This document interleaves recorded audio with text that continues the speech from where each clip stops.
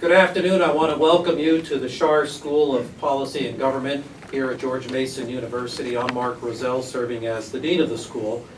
And I just wanted to take a minute to tell you a little bit about our school and what we do here. The Schar School of Policy and Government is a new school, although it's actually the combination of two large legacy units at the university with very long and distinguished histories. We are now a faculty of about 80 full-time members and about 2,000 students on two campuses, Fairfax and here in Arlington, and 14 different degree programs, about 14,000 alumni. So we are one of the large schools of the university among the 10 schools and colleges of George Mason University. And primarily our undergraduate programs are in Fairfax, and here in Arlington we have mostly our graduate and professional degree programs in a variety of fields. We have a large number of master's degree programs, including public administration, public policy, international commerce and policy, among others. And we have PhD programs in biodefense, political science, and in public policy. So I welcome you to get to know a little bit more about our school and what we're doing. If you've had any chance to travel metro, either by bus or train lately, you've seen us all over the place. So I'm very happy that the university is projecting our new school externally and letting people know what's going on here. This event today epitomizes the public engagement and thought leadership that we hope to achieve in the new school. We've had a number of events lately, including one we called, well, the title was The Angry Voter, which I joked we scheduled that several months ago, and that became just about everybody by the time this conference came around. But we had Marvin Kalb and Theta Scope Call and a number of distinguished speakers on a panel, Tom Mann and others. That was absolutely fantastic. And the day before last week, we had a big celebration of our naming of the new school, the Schar School, with John Kasich and Terry McAuliffe, governors, both Republican and Democrat, coming together and showcasing really the theme of this school, which is bipartisan, nonpartisan actually, and trying to bring together solutions to study and solve public policy problems in the Washington, D.C. community and more broadly as well. So we're delighted to co-sponsor this event with the National Academy of Public Administration, the premier thought leadership institution on public management issues. And the Schar School is also very proud to support Paul Posner's role as the chair of the board of the Academy. And thank you, Paul, for the invitation to make these opening remarks. We also appreciate the support provided by Grant Thornton, as well as the hard work by the leading associations of local governments in selecting the local officials who are speaking today. This event is part of a series of forums and briefings on the upcoming transition in power at the national level. Indeed, the Schar School is taking the lead in publishing a volume of nearly 30 memos to national leaders to be issued in the next few weeks, and we are also planning a rollout event on Capitol Hill. But today's event is unique. It focuses on the often forgotten implications of national policies adopted in Washington for local governments and communities at the front lines of government. States and localities are, of course, critical partners in nearly every major national policy that is hatched in Washington, D.C., from health reform to infrastructure to criminal justice, among many others. Yet states and local governments are all too often an afterthought in the deliberations of the White House and Congress and the national media as well. The fact that this is one of the very few sessions focusing on the intergovernmental dimensions of the national transition illustrates my point. So thank you for making this contribution. We have assembled a wonderful panel of top local officials from throughout the nation, as well as policy experts, to guide our session this afternoon. And I would like to recognize, first of all, Penny Gross from Fairfax County Board of Supervisors, who is on the panel. Penny, thank you for coming. And I now want to introduce Dan Blair, the president of the National Association of Public Administration, who will introduce the speakers and will moderate the session. Great. Thank you.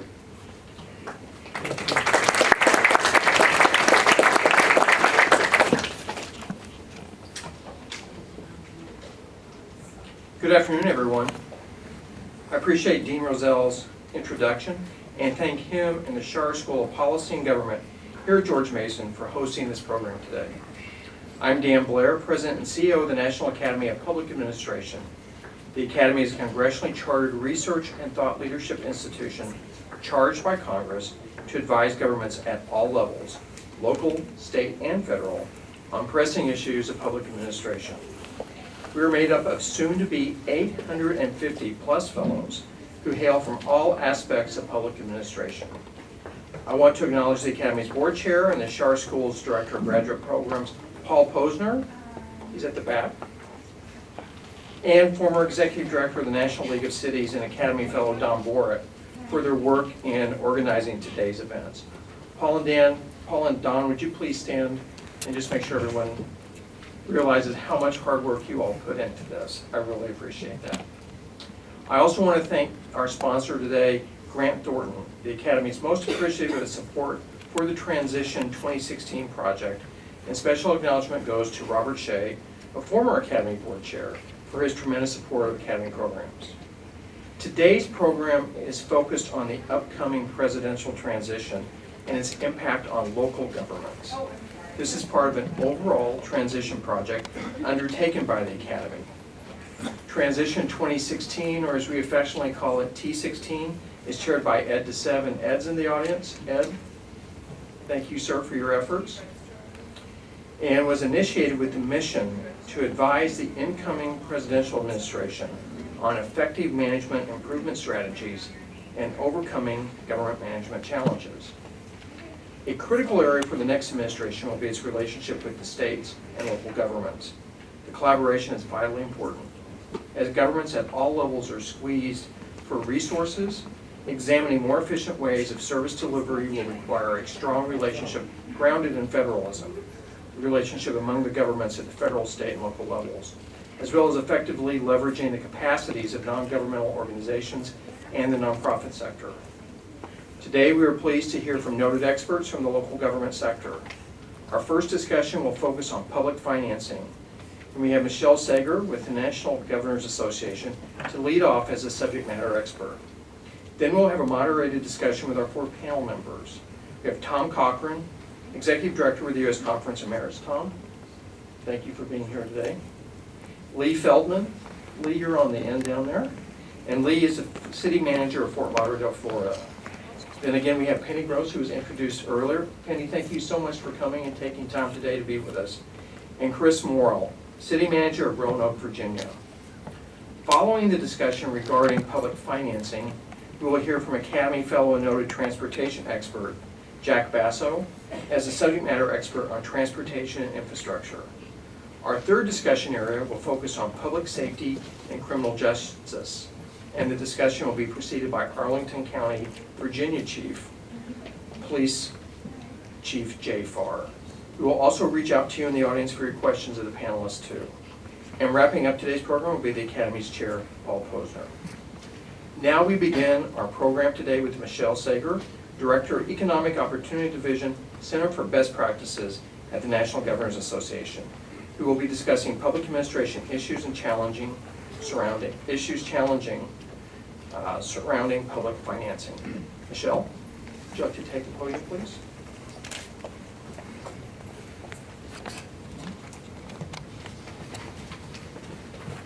Thank you for that introduction. Thank you to you all for being here today, and to George Mason University and the National Academy of Public Administration for sponsoring this event. As we get started, I'm very briefly going to frame the issues that our esteemed panelists are going to talk about, and in just a few minutes kind of sketch out what kinds of things we should be thinking about as we head into a presidential transition. As you know, presidential transitions kind of offer us an opportunity to basically hit the reset button and to think about, in this case, the intergovernmental partnership and how the varied levels of government work together, how each of them brings different strengths to the table. And I think in this particular time, in 2016, one of the ways we can do that is actually looking back as we look ahead.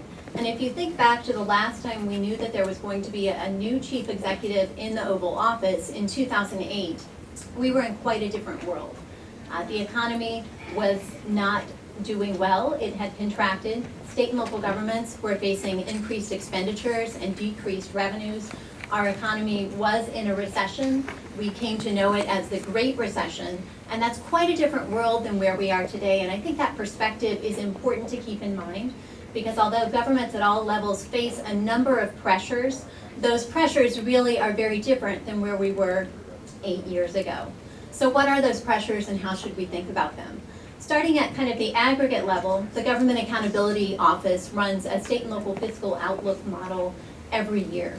And in the most recent edition of that model in December of 2015, although one of the key findings was that state and local governments continued to face tremendous fiscal pressures, largely driven by increasing healthcare costs for employees and retirees, overall, the long-term outlook was slightly more positive. And this is actually a big headline for the GAO state and local model. It was the 9th year of running that model, and for the first time, actually, instead of the operating balance being on the decline, in the out years, it started to go up, and that is good news. So that's kind of the aggregate, looking at all state and local governments using data from the national income and product accounts combined with gross domestic product simulations. That's the aggregate picture. If you look at the states then, we turn to the National Association of State Budget Officers, their fiscal survey of the states, and it's a similar theme in that most state governments had recovered from the recession and their revenues and expenditures were now at or above where they were in 2008. It took a long time to get there, and there are individual stories in individual states in that different states face varied pressures, but overall, state government is doing better than it was, particularly when you look back at that period 8 years ago. Then the localities, looking at the local government sector, which is most important for us and the topic of our discussion today, looking at some data from the National Association of Counties in a most recent report issued just this month. Again, it's a more positive story, a little bit more tempered in that about half of the counties had not gotten back to where they were back in 2007, 2008. But overall, trending in the right direction, modest economic growth, which leads to better fiscal outcomes. And then when we look at the National League of Cities, their most recent report, actually that's a very positive story, the most optimistic findings in the 30 years of their survey of about 19,000 local government leaders, where again, for those localities, doing much better than they were at the onset of the recession. And so that is all good news as we look at all levels of government. As we think about the reset button and the intergovernmental partnership, of course, that is paired with what some have referred to as the job-filled non-recovery, meaning that gross domestic product is growing. Some economists call it anemic growth because it's not growing by leaps and bounds. It's around 2.1, 2.2%. So it's not growing as robustly as we might like it to, but it is trending in the right direction. And of course, that is coupled with a number of uncertainties, such as the future trajectory of healthcare cost increases. Will it continue to rise as our demographics are such that we have an aging population paired with lots of new technologies that we can pay for and that state and local governments have to pay for their current employees and retirees? Later today, we're also going to talk about infrastructure spending, and we know that we have a lot of pent-up demand for infrastructure spending that did not occur in the last decade. And then at the same time, we do have those individual state and local governments, some of them facing tremendous pension liabilities. It's not the same story across the board, but in some cases, those unfunded liabilities could lead to very different fiscal outlooks as we look into the future. So as we look at that future, the intergovernmental partnership is ripe for a reset, as it always is. The governors, 8 years ago, went in to meet with the president as they were anticipating some form of federal fiscal assistance. We don't think that's going to be the need this time, but we do know that that conversation needs to continue to occur. And so we're going to start that conversation now with our panelists, and I look forward to hearing what they have to say about their individual jurisdictions. Thank you.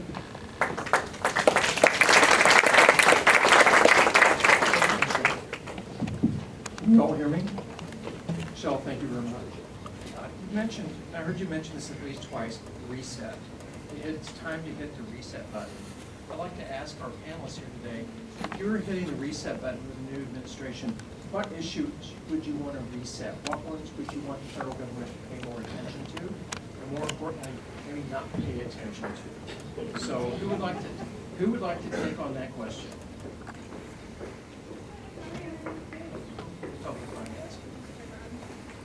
Well, as I've always said, never, no public official, elected official worth their salt would ever give up the opportunity to speak in a microphone.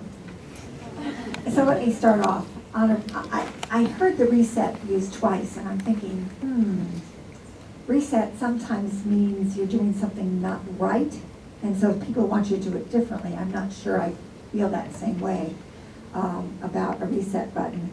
One of the things we do, we've wanted to do at the National Association of Counties especially, is restore the partnership. That has been part of our mantra for the last many years, because there was a period of time where the partnership between local governments and the federal government didn't really, it dissolved in many cases. There was almost an angry kind of, we don't want to deal with you anymore. That was especially relevant, I think, in the years before the current administration. I will say, I was counting up, this is my 13th transition in the time I've been in Washington.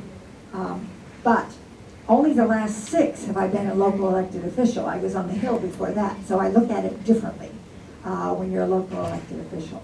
I would say restore the partnership. I would personally like to see more conversation about the environment, but I also think that there are some things that have been done recently that are very, very helpful to local governments. President Obama's Intergovernmental Affairs Office has been remarkable that I've watched over time in doing the outreach to local governments. That has been truly, I think, a defining piece of what the Obama administration has done for local governments.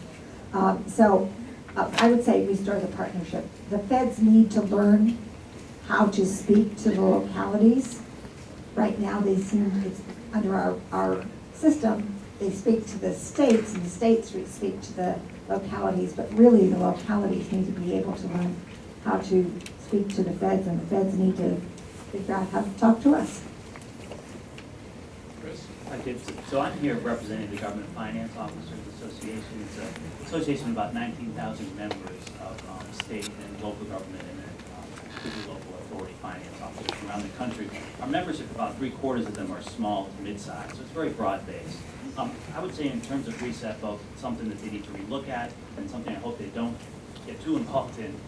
The first thing is the Marketplace Fairness Act. So, right now, when you buy something online, you're supposed to figure out what the taxes are and remit that to your state. Well, that doesn't happen. So we know that there's probably $26 billion that is not being collected if you go to state and local governments that we can invest in public safety and infrastructure. I think more importantly is that we put our local merchants who are involved in the community, who are hiring local people at a disadvantage. Marketplace Fairness Act, it passed the Senate with bipartisan support a couple years ago. It's been stalled in the House Judiciary Committee for 3 years right now.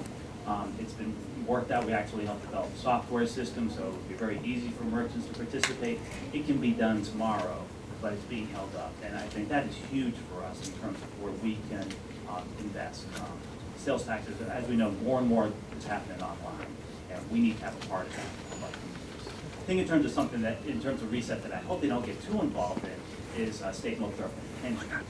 While there's been some headlines of some poor players in terms of pensions, overall, I think most, by far the majority of local and state governments are really managing pensions well. Government finance officers have some best practices that we follow. Our actuaries are looking at them every year.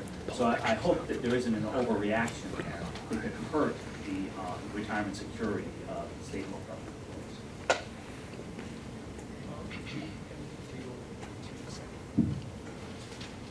Reset button. First of all, we need to not mess with our municipal bonds. Right now, this administration, many people in Congress are putting put a 28% cap on our municipal bonds. Yeah, they talk about infrastructure, and we find that highway funding is flat, and we know that there are no more special projects, no more port coming down the line. And so the only thing we have left for infrastructure is our municipal bond tax exemption that was given to us by Woodrow Wilson in the year 1912. And so for 100 years, this has been something that's very, very important to us. And the NLC, that's with cities, counties, conference mayors, and others have come together on this issue. The second thing is, I think we need to start looking at our metro economies, just how strong they are in this nation. And if there's any investment, I think we should do push the reset button and understand, where are the jobs? Where are the people? If we find, for example, under our studies that 85.7% are living now in cities. The employment now is 87.7% in the cities, in the metro areas. So therefore, if jobs are coming back, it is the metro economies that are driving the nation. And so this is a situation where in Louisville, Kentucky, it's not just the state of Kentucky. In Louisville, Kentucky, the metro region goes over into 4 counties. In Indiana, Boston is the 24th largest economy in the world. New York City is the 10th largest, leading Canada. Indianapolis is stronger than Nebraska. So when we do the reset button, I think we need to look at where do you put your money? What do you do for full employment? And so states were made for rivers, railroads. We now have to look at where the money is, where the jobs are, where the economic activity is, and I'm hoping that we can take a new look at how we fund some of these programs coming out of Washington. Thank you. Lee, you looked like you had something to say on this. I did. So I'm here as well representing ICMA, the International City County Management Association, which is local government professionals from all across the country. And something that Michelle said really scares me. And that is that it seems like we're in a recovery for state and local government. I'm concerned because of the sound bites that will come from that the federal government will then take and sort of say, we don't have to do anything anymore. And I'm sort of reminded of sort of just, gazing up and seeing the sunshine in the blue sky through the holes in my roof. Because I think that's exactly what it's going to be. We have to recognize that there has been 7 to 8 years of poor fiscal performance by local and state governments, where there's been deferred maintenance, there has been wage suppression for the workforce. There are a whole slew of issues that we have sort of pushed off to the side, waiting for the recovery to happen. Now that we're there, we have a lot of work to make up. And just having the reports out there that indicate that revenues are better than they were last year, and we're doing better, whether it's the GAO report, the National League of Cities report, NACO's report. If you don't read the story behind that and look at the previous reports, I think we're all going to be in trouble. Thank you. I'd like to give you a couple of examples of some of the things that were talked about here, especially for those of us who live in Virginia. For the Marketplace Fairness Act that Chris mentioned, that has a tremendous impact on Virginia localities. Amazon agreed to begin collecting sales tax on purchases originating in Virginia in 2013, but many other online sellers without a physical presence in Virginia do not collect the taxes. Therefore, the purchaser is the one who's supposed to be remitting the taxes, and then who knows what happens to that. So that's one example. Another example of the Marketplace Fairness Act, remember the 2013 transportation funding package that was passed by the General Assembly.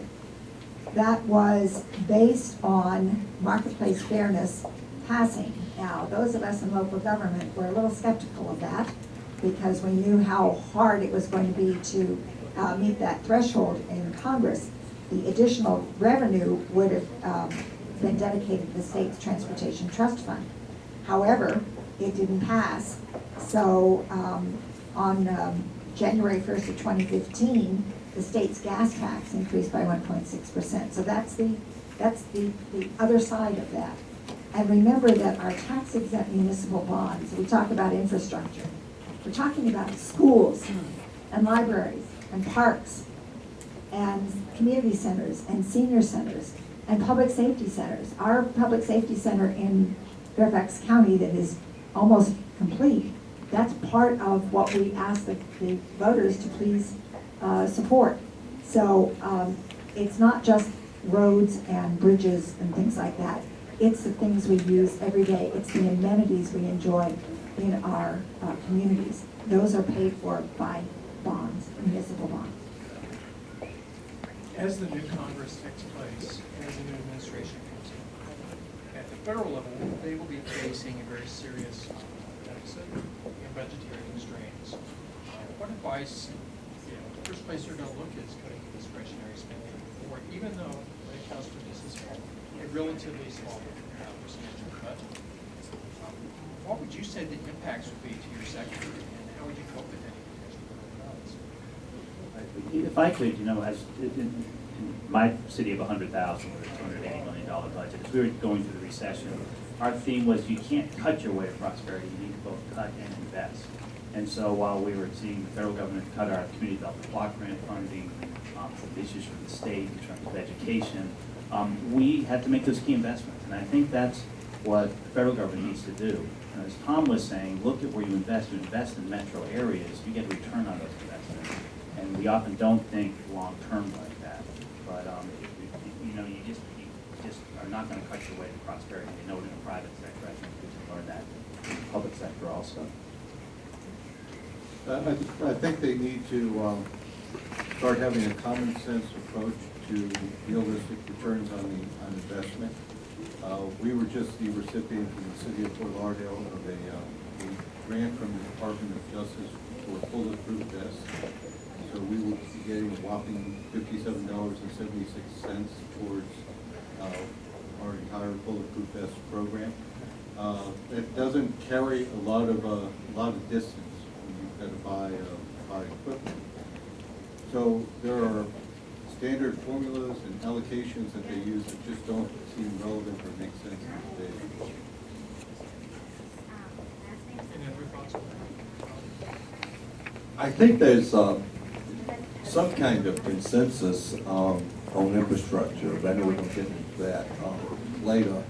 But I think there's some consensus on that, and so I know that Speaker Ryan we will be working with him and the next president. It's very important to figure out exactly the delivery system, and we are suggesting that we use a structural system of the Community Development Block Grant Program. This is a program that we worked with when President Nixon was in office and established, signed by President Ford and signed. And it has been used for Sandy, and it's been used for different emergency situations. And we are saying that the infrastructure is an emergency. And so we have to look at the political situation as to where we are with this Congress. And rather than come up with a new model to do something, I think that the CDBG program is popular among Republicans and Democrats. So we hope that maybe we can push forward some new funding and infrastructure using that model. I think also one of the challenges that local governments has is the length of time that it takes to draw down or to even apply for some of those grants. We need to get more efficiency so that it doesn't take such a very, very long time. I will say one other thing that I've observed in the 21 years that I've been in office, and that is that quite often the federal government does not understand local budgeting. We cannot run a deficit in Virginia. Our local governments cannot run a deficit like they do across the river. And so there are times when I think the time frames don't work out. We need to do certain things by certain times. They can take plenty of time to do it, and by the time they're ready to disperse money, that ship has already sailed. And so I would encourage also more efficiency in reducing the length of time. It's not just the cuts, it's reducing. They can cut the time, and I think we would benefit. Let me go to an issue, as they say, it was ripped from headlines. And this is, actually it was in yesterday's Sunday edition of the print edition of the Washington Post, talking about Flint, Michigan. And it's been more than a year since the national media began reporting on the issues of drinking water there. Affordability and safety of drinking water, and also impacts wastewater and stormwater investments, are a paramount issue for many communities. Have you seen effective and maybe innovative solutions that deserve attention from the federal government? Well, I was part of a mission to Flint. It is very important to recognize, if we're discussing water, that we do have the cleanest water in the world. The Flint situation is more than just what happened there. It's more of a structural kind of thing that we're dealing with. I was wanted to be part of a mission in the United States Conference of Mayors to go there. It was very clear to me that people were paid to protect people, and those same people turned around and poisoned people. And it's going to continue to come out. So they have shown us what they need. They need pipes. They need new pipes. A year later, they don't have the pipes. We testified before Congress, et cetera, et cetera. I think most of you know that situation. But let me just, now that you talked about Flint, lead is one issue, but leakage is another. So there's two L's when you talk about water. Leakage. You got wooden pipes in Oakland, California, a relatively new city, and you got wooden pipes in Philadelphia. So when the mayors of the United States this year start talking about infrastructure, water is going to be big, you know, in our discussions. Very important. The local governments spend per year $117 billion so you can have clean water. That's $320 million a day we spend. So don't talk to me about what the federal government is giving. We spend $117 billion on water. The government spends $2 billion. So we must recognize that the infrastructure in this next reset button, we got to have water. So it's lead, but the lead, of course, is paint also. We've had it since, you know, the mid-60s. But right now, there's been a focus on Flint, and what we've tried to do is to raise this issue up and use it for the next administration to show the water infrastructure's got to be just a top priority, like our roads and bridges. Thank you, Tom. Michal, you look like you had something to start in. Well, I'm glad to talk about water, because I really like to talk about water. That's my area. If I have any expertise, that's probably my area. But don't test me on it, please. We talk about the price of clean water and the cost of clean water, but we really need to talk about the value of clean water. And while the infrastructure issues are certainly significant for some places, everybody needs to reinvest. In Fairfax County, our water system is actually a cobbling together of about 27 different water systems that were put together under a water authority back in the 50s. And we're constantly reinvesting and replacing pipes. That's what you need to do. We do it mostly through ratepayers. However, when I look at wastewater treatment plants, which is the other side of water, we've had a lot of success in cleaning up wastewater treatment plants. The restoration of the Chesapeake Bay is, ongoing, but we're making great improvements by cleaning up our wastewater treatment plants, and so the effluent is almost drinkable. Those are often done by federal and state grants, that reinvestment, and probably we need to look at how that works, as well as trying to get some of that similar support for drinking water. Everybody assumes that drinking water is always going to be there. We know it's not. I have a colleague in Maui, Hawaii, who, is very concerned about, they have water, yeah, it's a lot of salt water. So they're constantly having to reinvest in desal plants, desalinization plants. We don't have that problem here, but we need to constantly reinvest in our structure, all that stuff that's running underground. We need to make sure we know where it is, what it's doing, and also do the very best that we can to not have it leak. About 10% of Fairfax Water's pipes apparently are leaking. I mean, they lose about 10% of the water. If we could recapture that 10%, think of how much better off we'd be. Yeah, the heroes of the whole Flint crisis were a young mother and some others who realized there was a problem and kept pushing for it.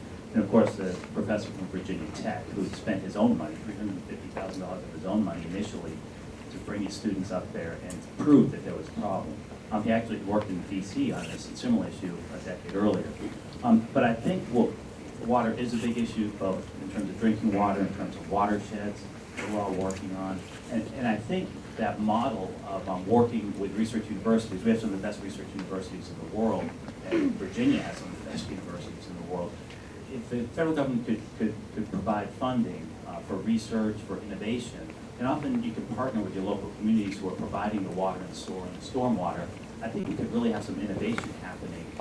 That's what local governments are. They're laboratories of innovation.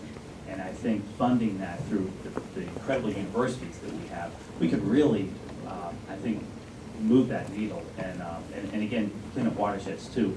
My community, we have 13 watersheds, 11 are impaired on the EPA list. And so we're working with Virginia Tech on some projects now that we're funding ourselves. It would be great if the federal government would help that happen, because it really are regional, statewide, national issues. Lee?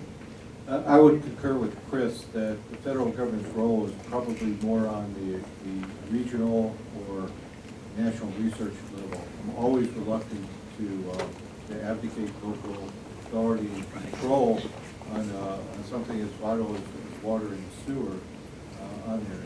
And we all know that when you take federal money to solve a problem, the federalization of that usually ends up costing you more in the long run in terms of rules and processes that you have to follow.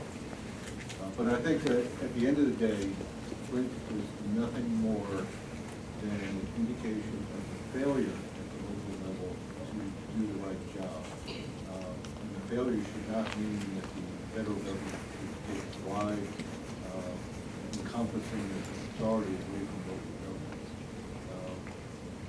Cities and counties and states need to look at what happened there, get the lessons learned, make sure that we're not repeating the same mistakes.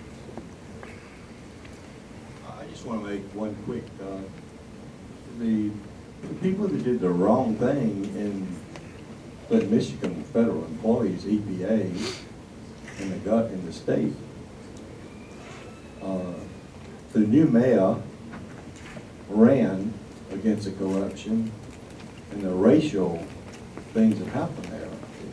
You have to really look at the transcript and the emails. The emails everything these days. When federal officials said, "Well, we'll just skip Flint. We don't have to think about Flint. We don't have to think about Flint."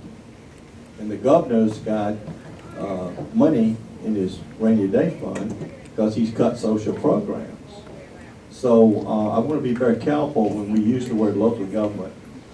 There's cities and there's counties and there's states, and in this situation, some people need to go to jail for what they did in Flint. They need to go to jail. Now, I'm not going to say the governor needs to go, but some people have got to be punished for what they did, and this just didn't, happen. Humans did this to these people. You need to go into the homes of those people and look at those children. You need to talk to the mothers who it takes them 3 hours just to get their kids dressed and washed to get to school. And we need to examine the criminality, and we also need to look at race. and we need to look at those persons that sit in the EPA is very careful telling us what we can and what they can't do with the unfunded mandates, but somehow they managed to poison a lot of people in Flint, Michigan. On that note, let's take it to the audience. Anyone have a question for our panelists? We have time for maybe one or two short questions.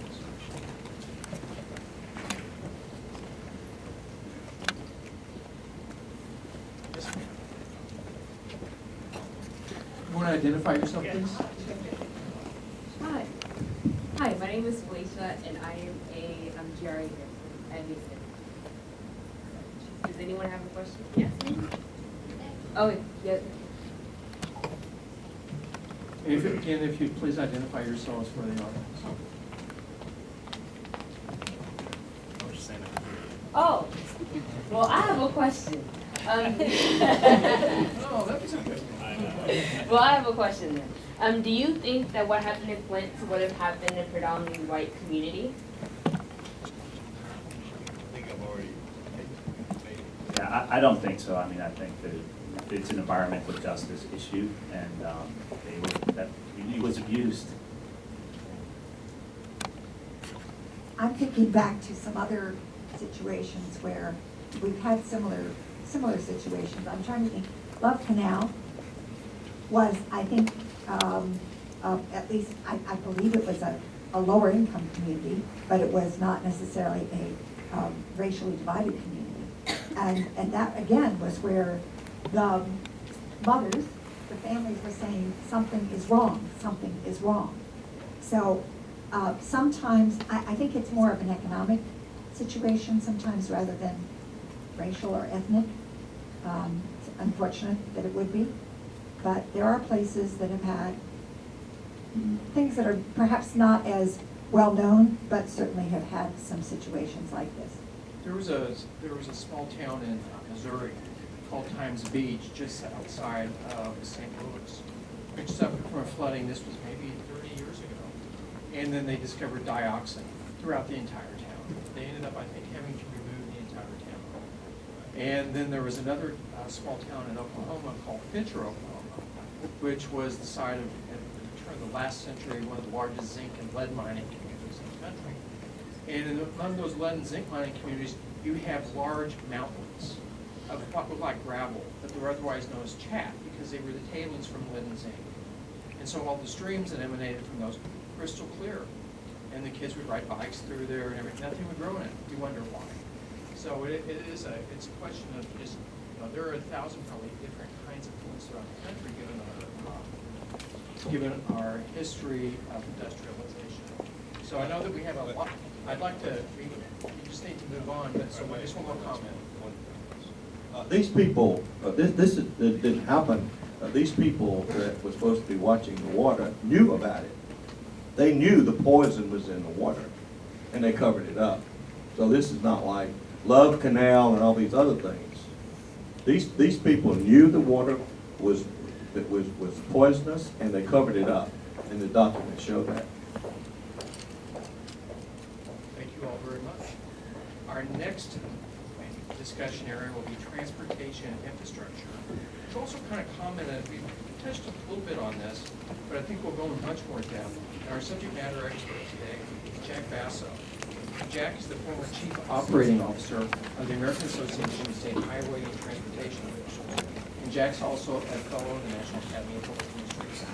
Jack, the podium is yours. Thank you very much, Dan, and good afternoon to all of you. I appreciate the opportunity to be here.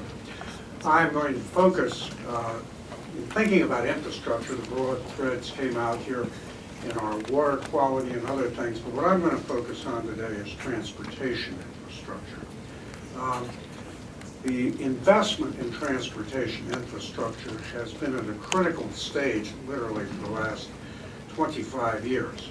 The conditions and performance reports of the United States Department of Transportation, which come out biannually every other year, have been consistently projecting growing infrastructure investment deficits and in very large measure not improving much. The American Society of Civil Engineers in their various report cards have found the United States transportation infrastructure to be rated C+, D- in some cases. Very chilling. 12 years ago, the United States ranked third in terms of world infrastructure investment. Today, it ranks 16th. That's how much change has been in where we are. Coupled with that is the whole question of the relationship of the federal government, state and local governments for the federal highway and transit programs and other infrastructure in that area. Since 2008, the Federal Highway Trust Fund, which is a backbone of investment throughout the country, has been in crisis. In 2008, it had gone into deficit for the first time in its history. We faced a reduction of as much as 90% of the funding that was available, which was at that time about $35 billion total, about 35 billion in the highways and about 8 to 9 billion in the transit program, about $43 billion. When it came to that point, there were a series of stopgap measures that were taken to try to keep, and if you will, stave off bankruptcy, is what it amounted to. And there have been transfers from the federal general fund, meaning adding to the deficit, over the period since 2008 to the current time, $140 billion in transferred funds, which frankly have to be paid for at some point in time. There have been a number of efforts since then to address the fundamental question of need for dramatically increased revenue and financing mechanisms. The main roadblock at the federal level has been the unwillingness, if you will, to increase user fees or gas taxes, as we're known for transportation. Many states, on the other hand, have taken on the political issue and made increases, and there's quite a significant list of those, and there's quite a significant amount of investments been increased, Virginia being one, Maryland another, and on the list goes. So the problem, in my mind, is currently federal that we're dealing with. And again, the funding segment has been held together by increasing general funds in lieu of dedicated trust fund figures. The last meaningful surface transportation legislation was passed about a year ago in a bill called the FAST Act. The issue with that kind of revenue fix, which took to keep that bill afloat, what would have happened with that act had there not been $55 billion transferred again from the general fund to the highway trust fund, the programs would have dropped again in the range of 80 to 90%, meaning a $40 billion, $45 billion set of programs would have declined to probably $10 billion in total overall. Where did we get this money? Willie Horton summed it up about the banks. He said, why, someone asked him once, why do you rob banks, the famous bank robber? He said, that's where the money is. So in this case, what the federal government did was transfer $53 billion from the Federal Reserve's reserve funds to fill in that gap and to then keep the ship afloat for another 5 years approximately.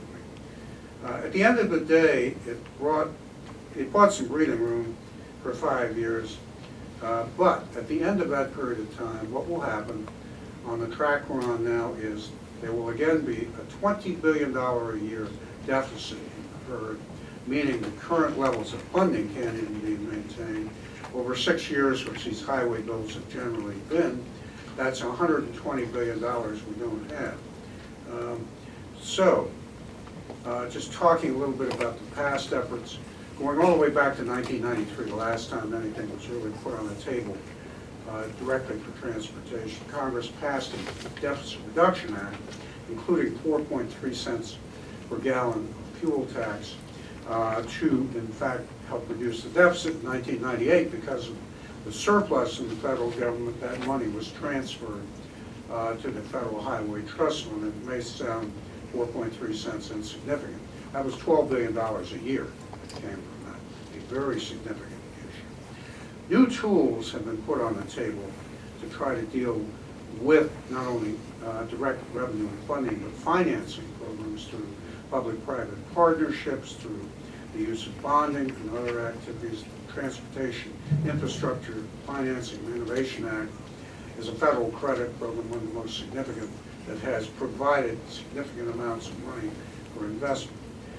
And these are important advances, but frankly, that realm, while very useful and very helpful, will not deal with the kind of deficit we have by a long shot. This gets down to revenue. With that having been said, I've been through, I don't know how many transitions in the federal government, probably about, as the lady from Fairfax County said, probably about 13 or 14 myself, mostly the federal government, the last time as an Obama administration transition official, so it's a little different perspective for me. But what it really comes down to is the opportunity is now on the table. We are going to have a new administration. Unlike what happened in 2008 when things were in crisis and we passed an economic stimulus act for 2 years, about a $780 billion bill, of which $50 billion over 2 years went to infrastructure investment.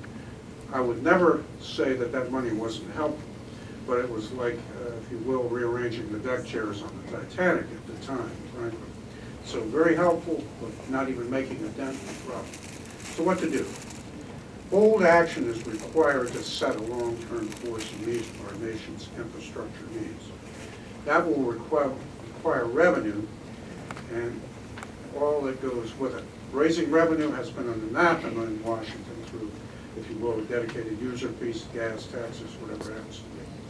We are now at the point where there's no place else to run, and what we have done generally in the past, when something like this comes up, is commission a study. There have been some 20 studies of what to do about this over the last 10 to 12 years, commission studies and so forth. They all concluded the same thing: there's no free lunch. We have to take action to generate revenue. There are a lot of revenue options that can be put on the table and ways of approaching that. But the main thing that's missing, the ingredient, and I would say the prodding of state and local government is critical here, is that the federal government in particular, because the states and locals are acting, needs to catch up, act, actually introduce new revenues, and the benefits to the nation. When one of the things that's really important is transportation infrastructure represents about 11% of the gross domestic product. It's not an insignificant thing, and investing in it does many things directly and indirectly to help this economy. So my whole point, and I hope the panel will talk to this a little bit, how do we prod action on something that has really defied any kind of action for the last 23 years? Thank you.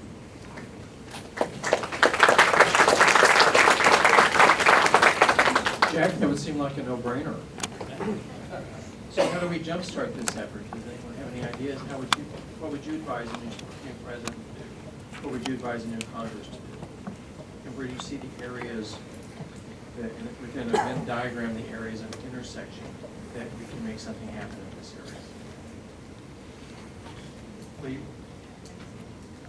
So you probably have guessed I'm not a big fan of rules, and the federal government is full of rules and regulations. And I think part of the transportation issue that we've had with infrastructure comes down to when the federal government makes a decision for an investment in a project, it takes too long to bring it to fruition.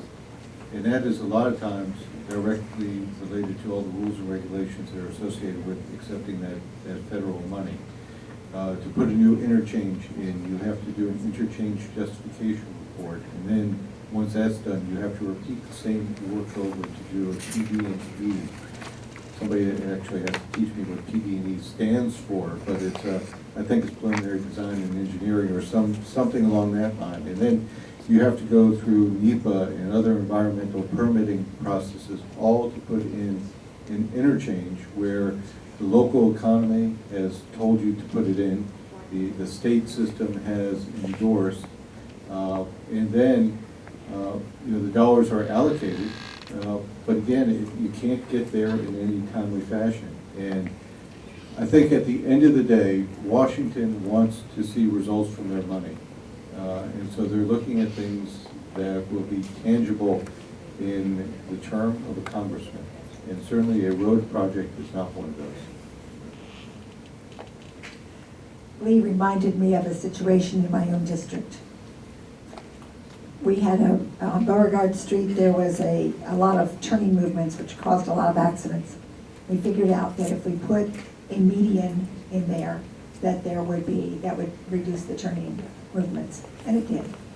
It took me 4 years to get approval to put a block and a half of curbing, concrete curbing, on top of an existing asphalt street. Because we had gone for federal funding, we were using, this was when Mark Warner was governor, and we decided to use federal funding. The NEPA, and how do you make a NEPA study to put concrete on top of existing asphalt? Come on, folks.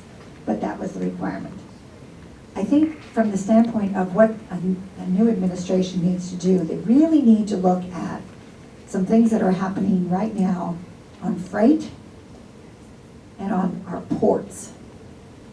The ports, especially in Virginia, I'm sorry if I'm focusing very much on Virginia, but that's where we are.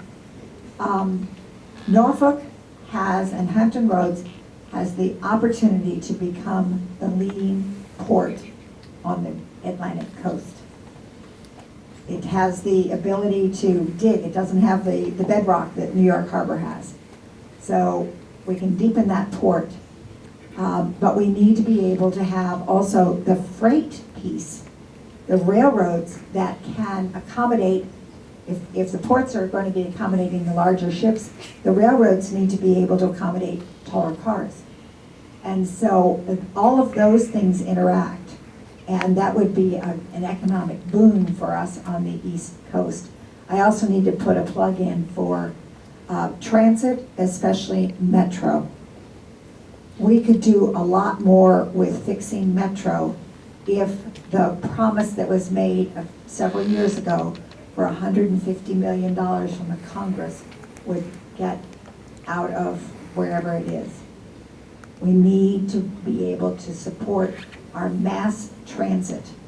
Roads are great, but mass transit in an urban area is how you move people faster at lower cost and more safely.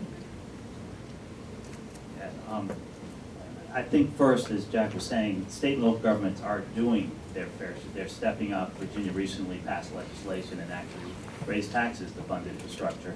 And I think the first thing the federal government needs to do is understanding that 3/4 of the total investment in infrastructure is done by state and local governments, by those 50,000 units of government, local governments and authorities.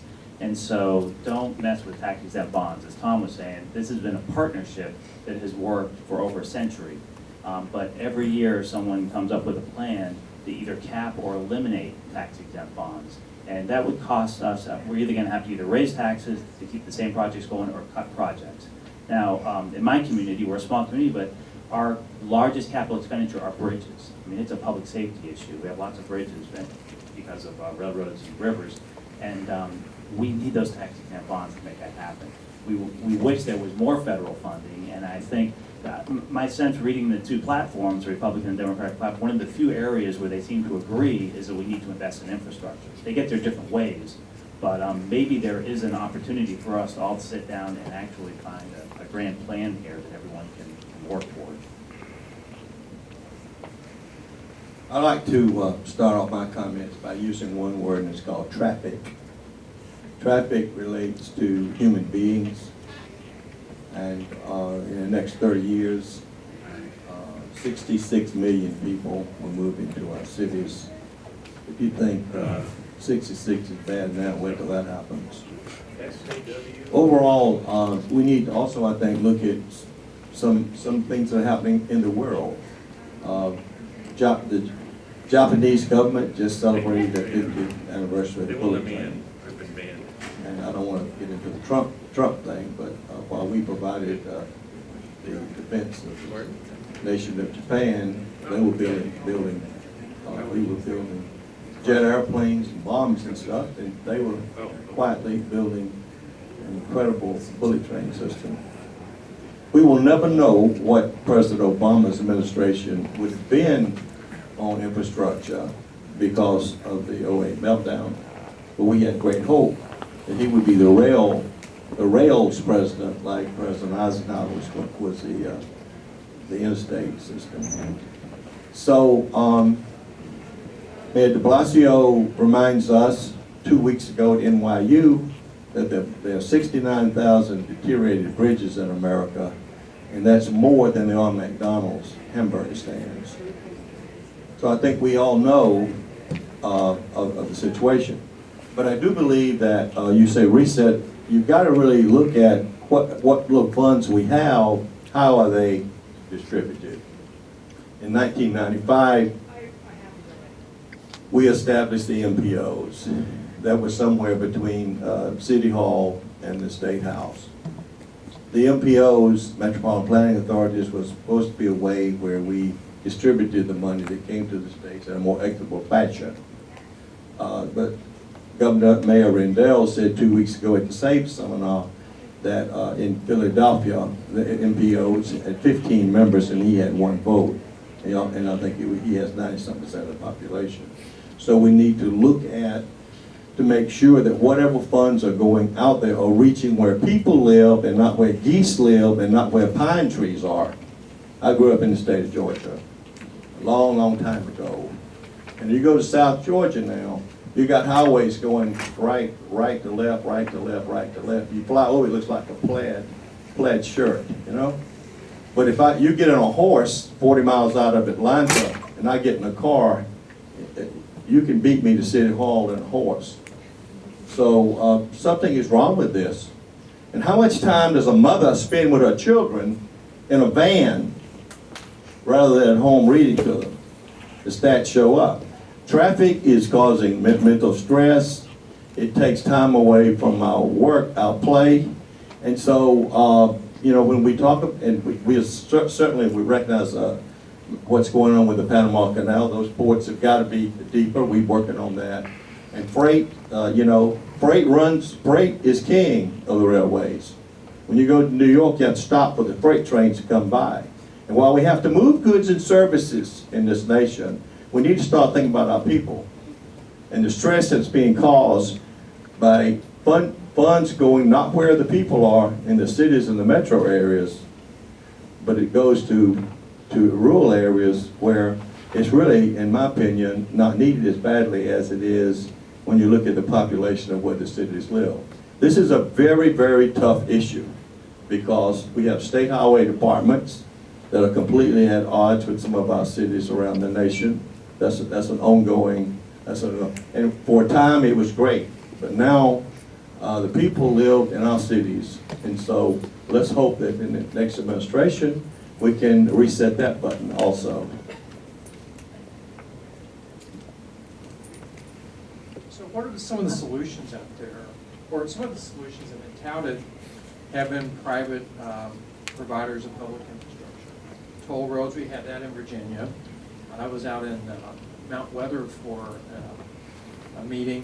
Coming back, I took 66 out. It was a nightmare. Came back on the Dulles Greenway and the Dulles Toll Road, and I cut my commute time probably down by 15, 20 minutes. Of course, it's expensive. It's expensive. So are there some lessons learned in this? And what can we take? Is there a way of exercising the bad from the good in something like this? Well, Tom mentioned the rural areas and the concern about infrastructure being spent there. I think we need to look at the regions. Regions can be very successful when they work together. A good example, of course, the most unique example is right here in the Washington metropolitan area.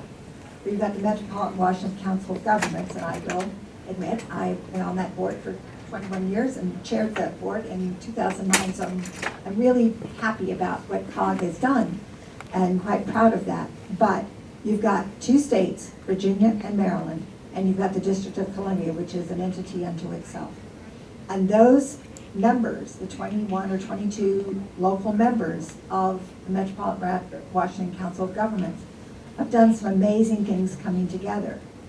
One and it sort of predates some of what COG was doing, but it came along at the same time, is the Metro Compact.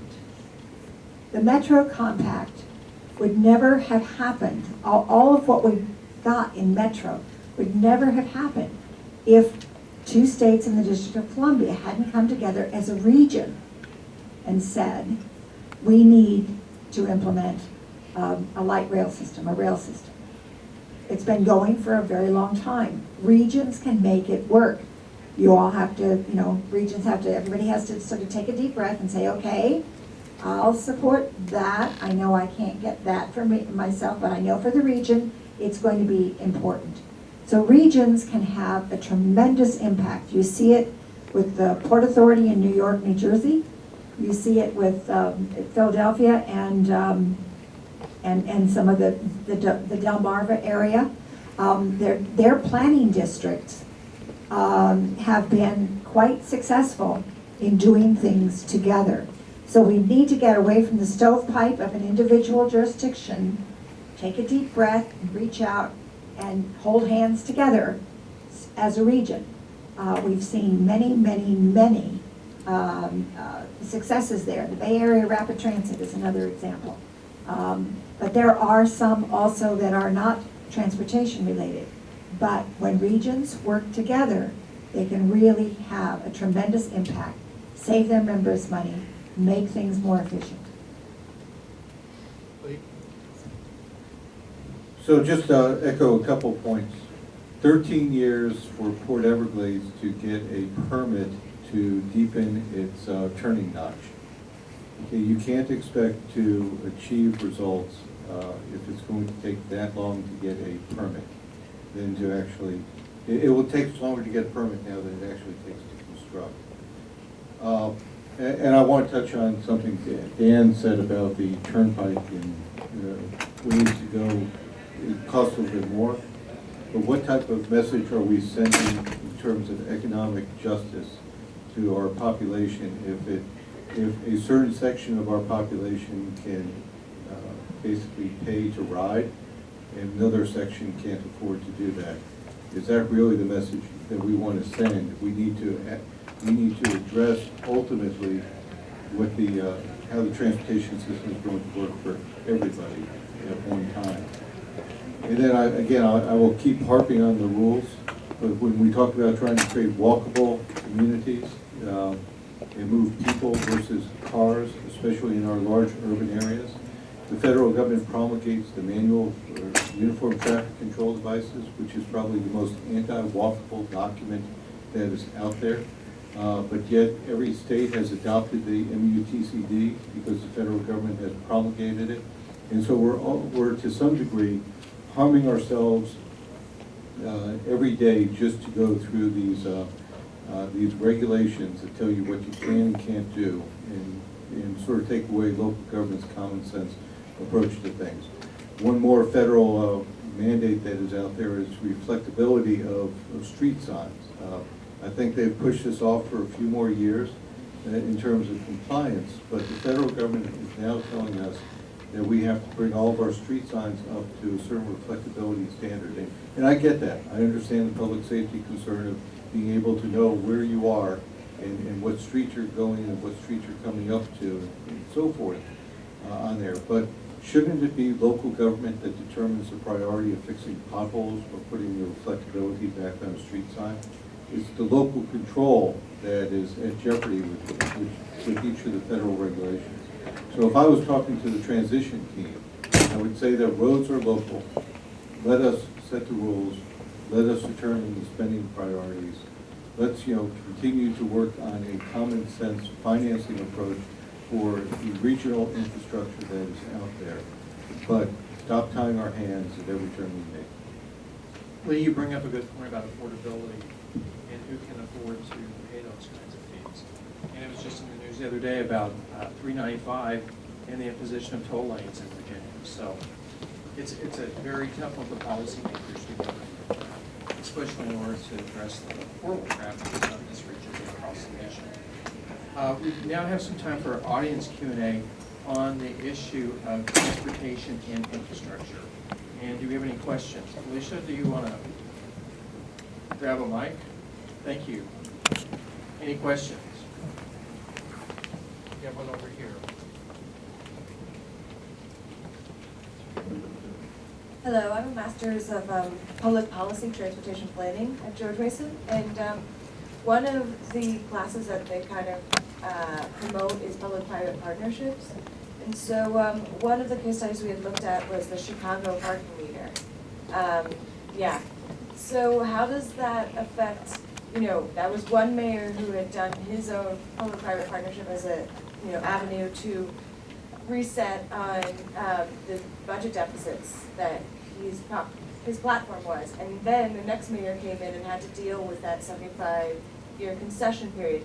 So what sort of insights do you guys have to kind of mitigate the transition effects of mayors who are putting in these long-term concessions and then basically walking away?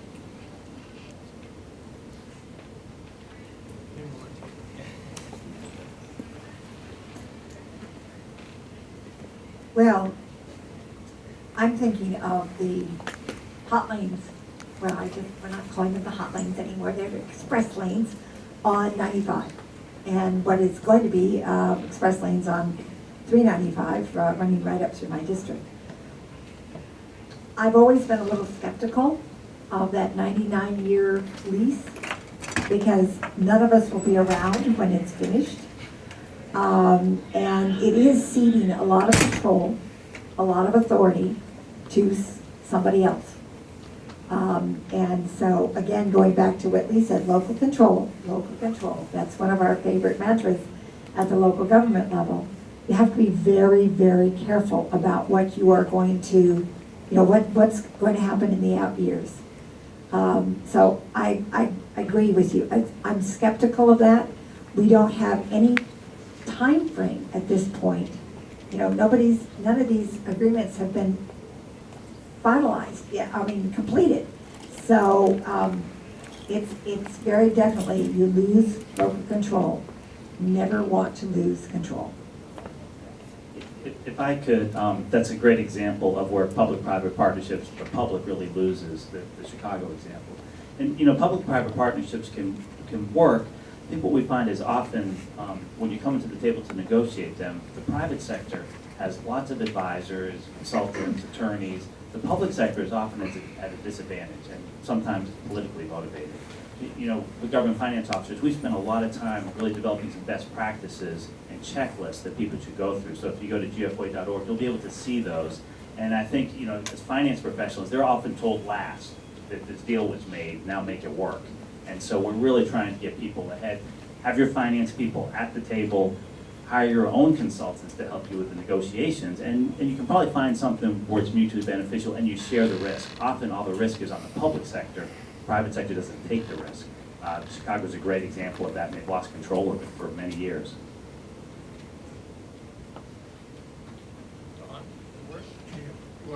Yeah, just very quickly, Jack Basso said at the beginning, the issue of revenue. We haven't dealt with it. With the gasoline tax, as we're reducing the amount of gas that people are using, going to electric. The bottom line is the gasoline tax isn't generating revenue. The politics are clear. How do you generate additional revenue for transportation? I mean, that's the bottom line, and it's political. And the question is, what's the process by which we might, moving forward, get some kind of consensus on raising revenue for transportation? I'll just give you a quick answer. Something called a Tea Party, and that stands for tax, which means no tax. And so it's very difficult to get Republicans to support any kind of tax increase when they could have primary opposition, such as the great senator from Utah, Mr. Bennett, and others. With his defeat, Senator Noe told me he's never seen such fear. The U.S. Chamber of Commerce, of course, Mr. Tom Donahue, has been pushing hard, for an increase in gas tax.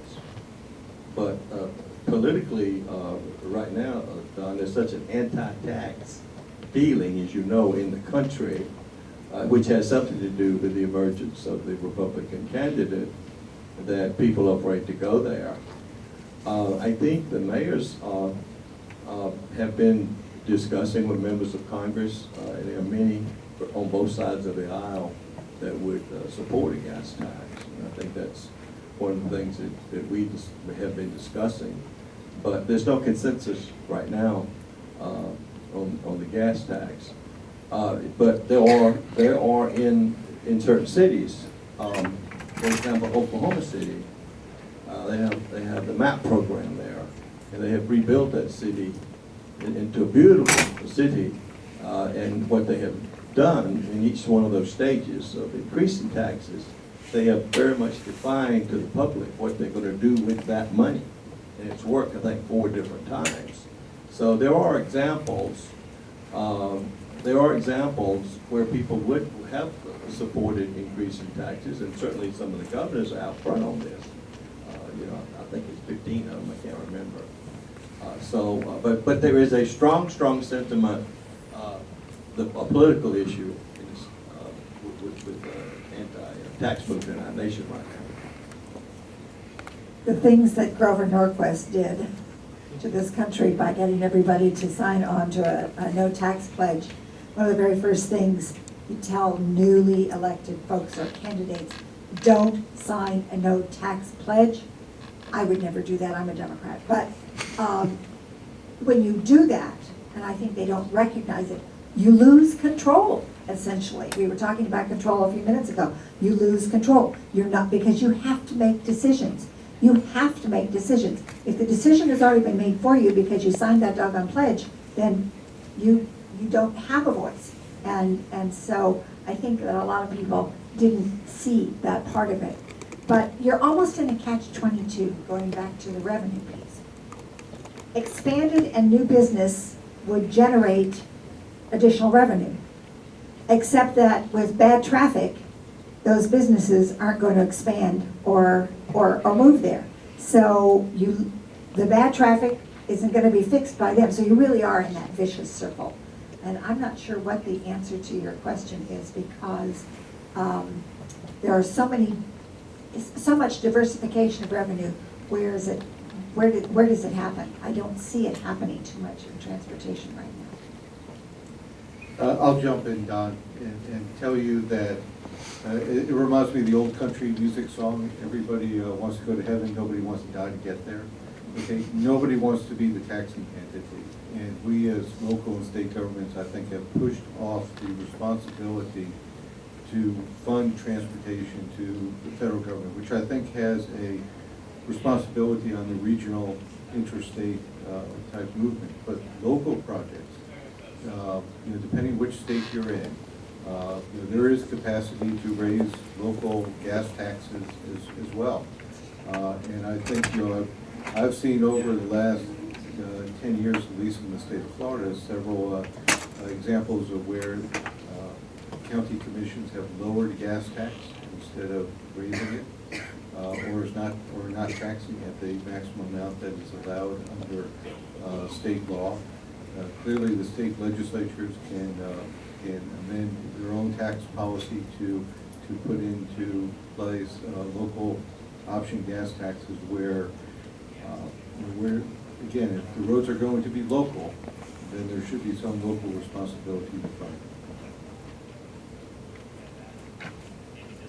One thing I know in terms of, you're right, is cars get more fuel efficient, the gas tax doesn't go up. So I know, I think it's the state of Washington is experimenting with a fee per mile that they measure each year. Oregon is doing that. So there are some creative approaches. But in Virginia, when they passed the new transportation bill, part of it was a wholesale tax on gas. They had a special fee if you had a Prius that you had to pay because you used less gas. They repealed it the second year. Your fuel efficient cars, they want to make sure they got you. I know there's some other questions, but we're getting kind of pressed for time. So maybe afterwards, we could have a private discussion up here with some of the panelists. So I really want to reserve some time for this next topic of discussion. And this is on public safety and criminal justice. We're pleased to have with us today as our subject matter expert, Jay Farr, and Jay serves as the Chief of Police of Arlington County, Virginia. Jay, thanks for being here with us today. We greatly appreciate it. Absolutely, I look forward to it. When I was invited to come and speak today, Tanya told me, well, you have 5 minutes to talk about all the issues going on in policing today. I'm thinking, well, that might be a little difficult to knock this down in 5 minutes. But I did want to observe a couple things before I get started. From the panelists earlier, I think Lee talked about the structure we have for grant systems from our federal partners. I just got a grant award for $127 for a body, for vests for our police officers. Now think of the absurdity of that. I can't even buy 1/8 of a vest for $127. I would have invested more time and staff time to address that grant than the grant was worth. And the other part that you might get, traffic being traffic. When I was doing my graduate work here at Mason years ago, I did a survey, a community survey, and I kept thinking, what's the big crime issue in Arlington County? And I gave an option for people to put what their top 3 issues were. And, you know, I'm thinking robbery, I'm thinking murder, I'm thinking something, you know, spectacular. The top 3, speeding, parking, and the one I like the best, congestion. Like, if there's anything we can do about congestion in the Northern Virginia area.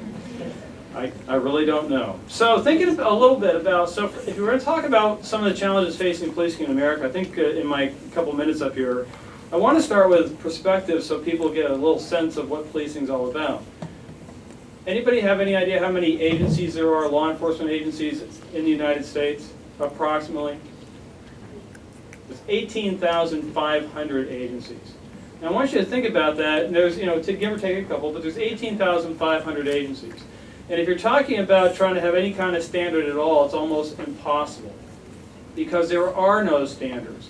If you work for Arlington County, you're going to be well paid.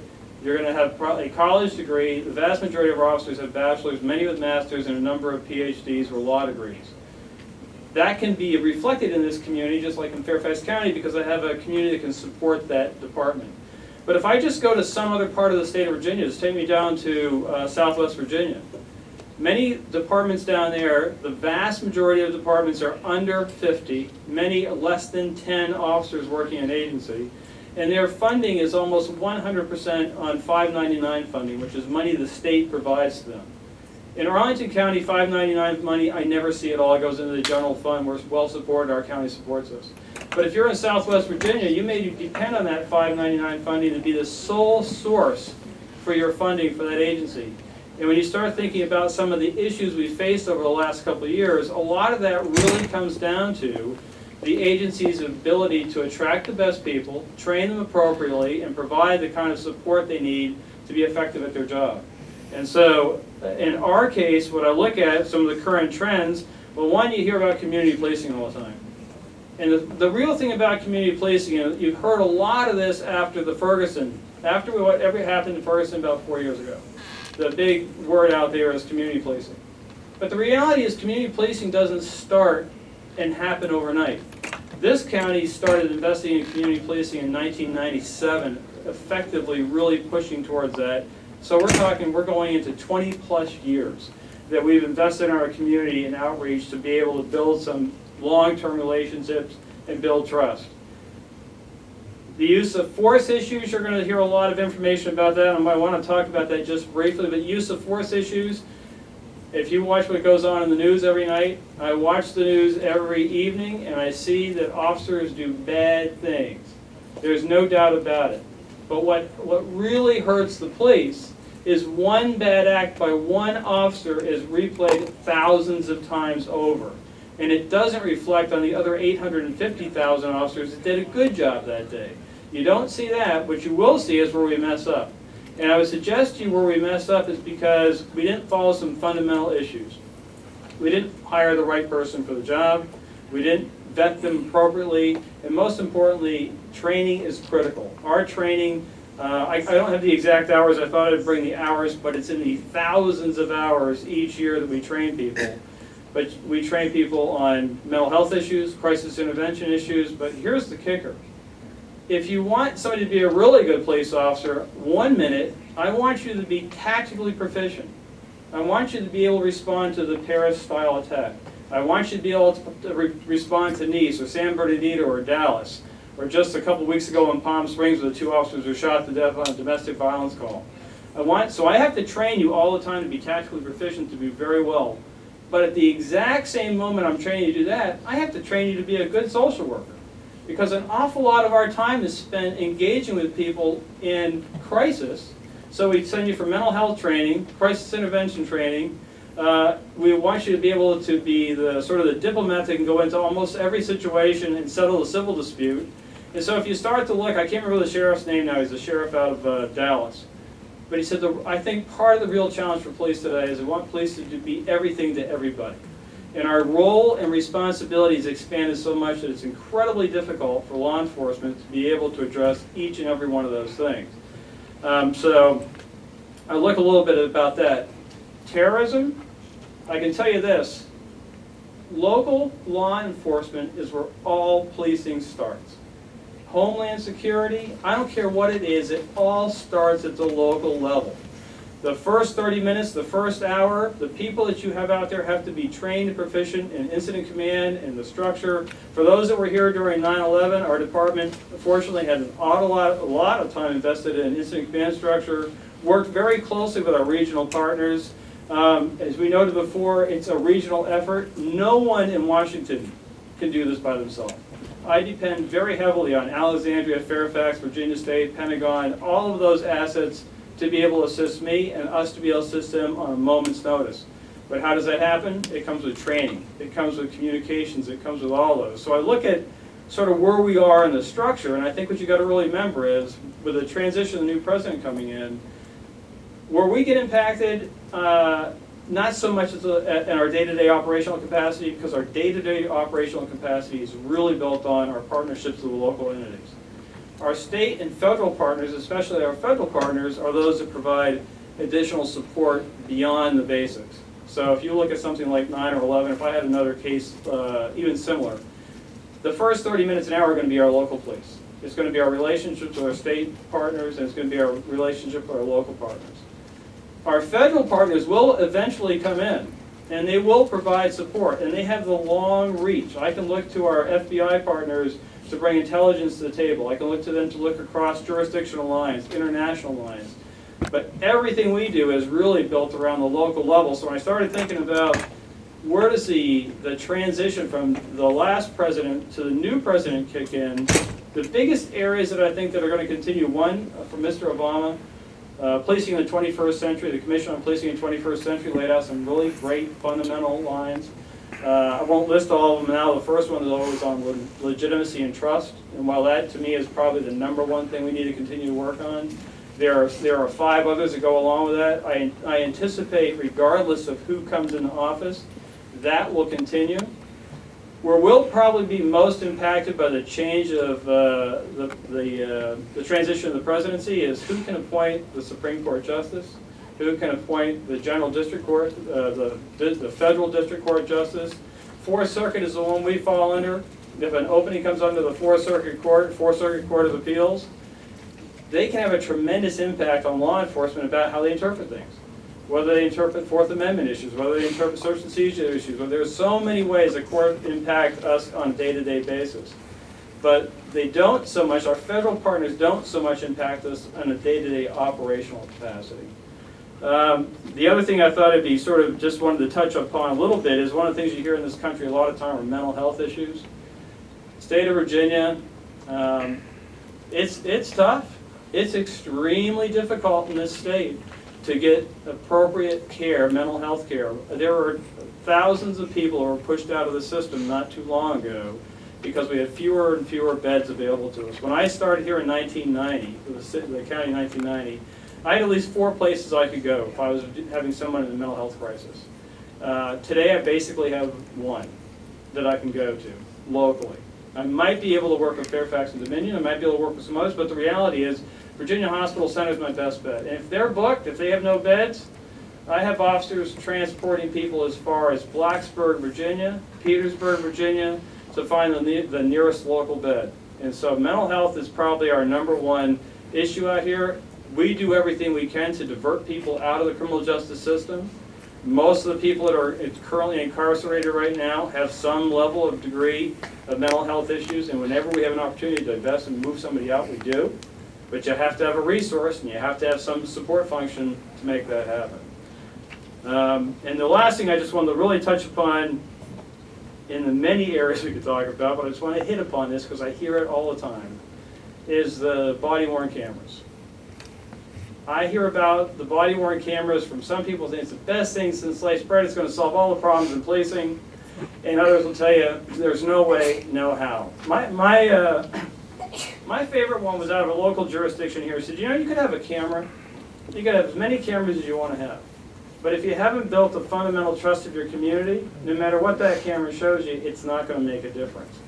And so when you start thinking about this, for us, we're doing a preliminary pilot project because we would at least like to get an idea of what body-worn means to us. Right now, if I was to do body-worn, in the first year out, we've anticipated the minimum cost to the Arlington County, 368 sworn officers, somewhere in the vicinity of $2.1 million to start the program. Now that does not include the long-term cost of storage of data for us, because data for us, the Library of Virginia retention record requirements are insane because they're based on paper. So I can't remember the exact number, but it's roughly 40 plus years for a misdemeanor offense and 80 years for a felony offense that you're going to maintain for evidence. So think about this. Everything you put in there, year one, you start here, 2, 3, 4, 5, 6, 7, going out 50 to 80 years, the storage costs are phenomenal. And my question back to my county board and my county manager is simply this. I have a complaint ratio in the county right now that works out to approximately, we figured this out one day, we said of the 157,000 contacts we had last year with citizens that we can document. This is people we've been on a traffic stop, this is people that we encountered in a criminal case, this is people we arrested, you name it, but documented contacts. Approximately 157,000 last year. Total formal complaints, now when I say formal complaints, I'm not talking about somebody called up and said the officer was rude to me, or well, I don't understand why I got the ticket. I'm talking about somebody where somebody wrote in a formal complaint and said, look, I think my rights were violated, or I think your officers were out of line in their process. 60. Our population's about 220,000 people. We had 60 last year. That works out to 0.006% of the total contacts resulted in a formal complaint against our officers. So I beg the question, while I could use the body cameras and they provide some great information, they're not the panacea of law enforcement, but they can provide good information. Is it better for me to use that $2.1 million to build my outreach in the community and build community trust through other variables? Or is it better to use the body-worn cameras? And I think that's one we're going to struggle with a little while as we move forward. So thank you very much.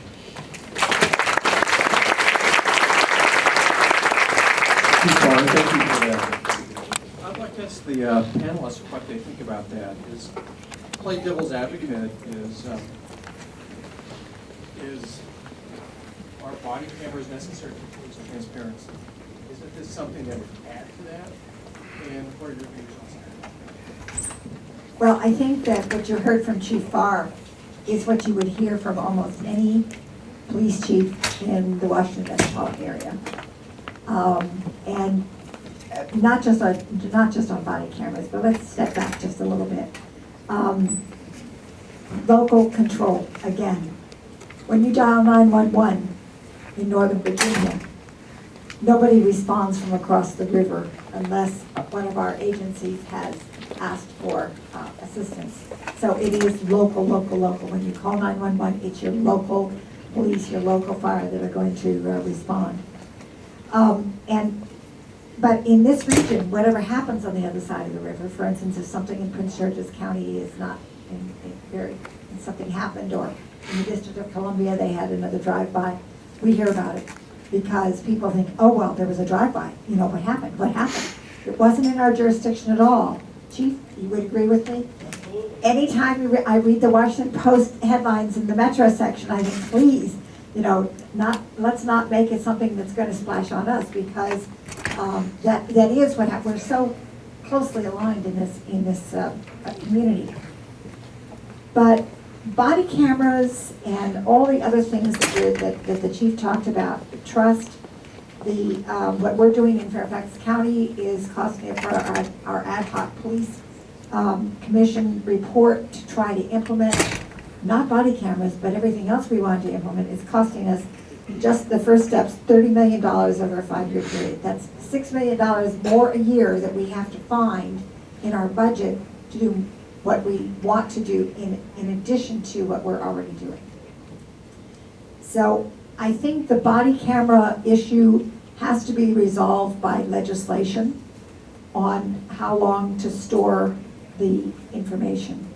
It's a little bit like telecommunications years ago, where the telecommunications industry was way ahead of Congress in making any laws. I was on the Hill at that time, and when I saw all those people walking through, I didn't realize what it was going to mean to me 20 years later. So the legislation has not caught up with the technology here.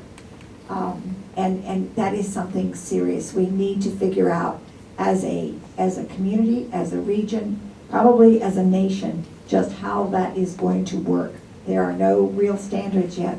Everybody's trying to figure this out. If we have everybody figuring out ad hoc basis, it's going to be a mess. So that is an area where I think we could use some assistance, guidance at the federal level, maybe at the courts, to figure out what we're supposed to be doing on body cameras. Everybody wants them. The police have told me it's not hard, it's not heavy, it would be just one more thing, but it's that data. It's how we handle that data. And the storage is enormous, enormously expensive. Yeah, I think for body worn cameras, it really should be left up to each jurisdiction. And because each community has its own culture, some they will work, some they won't.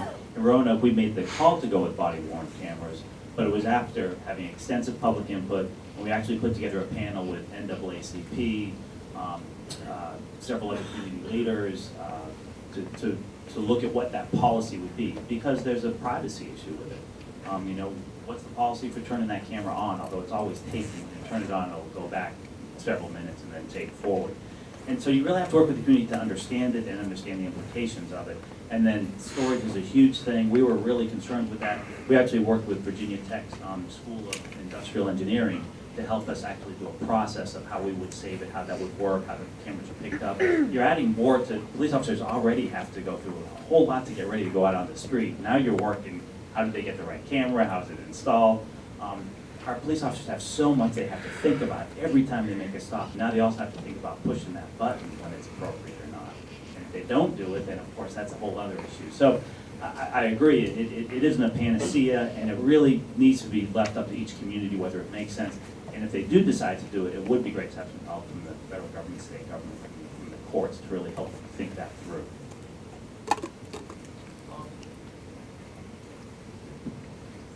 We have a task force working on body cameras and a number of issues, and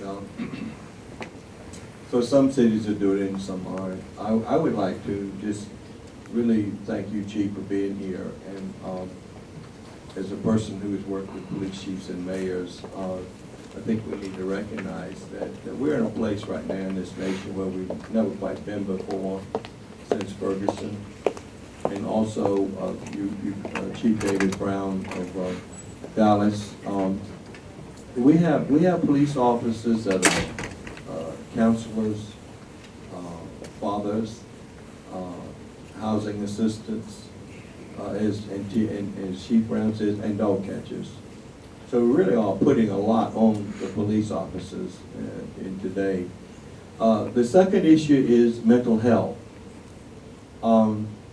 3 or 4 weeks ago, after Dallas, we had 5 chiefs and 5 mayors. We got together, spent a whole day together, no press. I cannot tell you just how the chiefs went around the room talking about mental health.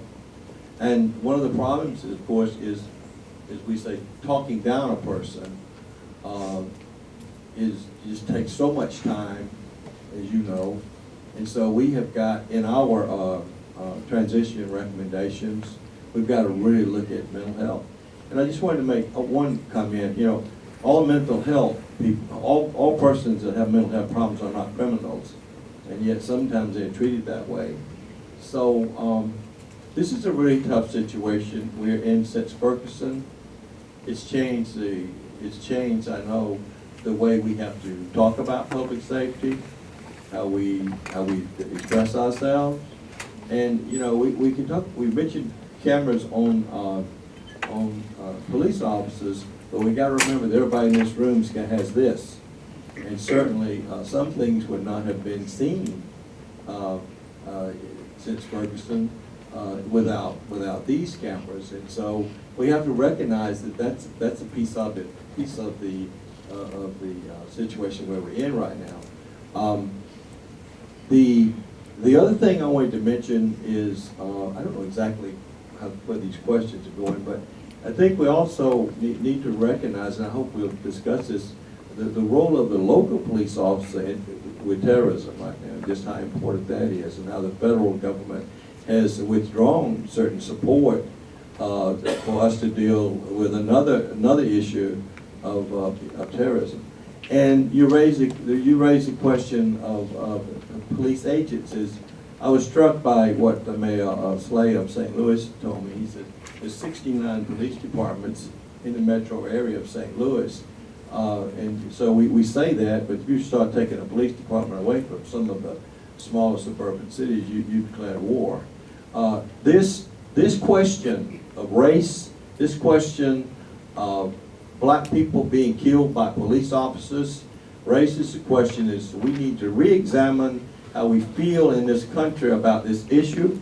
And Chief Ramsey, former mayor, Major Chief Chair, PERF Chair, has called for a national commission, and he thinks that we should look at this issue just like we did in '65 with the Kerner Commission. Don, you remember that? Because we need to really bring the nation into a way where we can discuss this and feel very comfortable. Right now, it's quite volatile politically, and I just appreciate your efforts, and we all are working together to see if we can do what we can. I have not mentioned guns.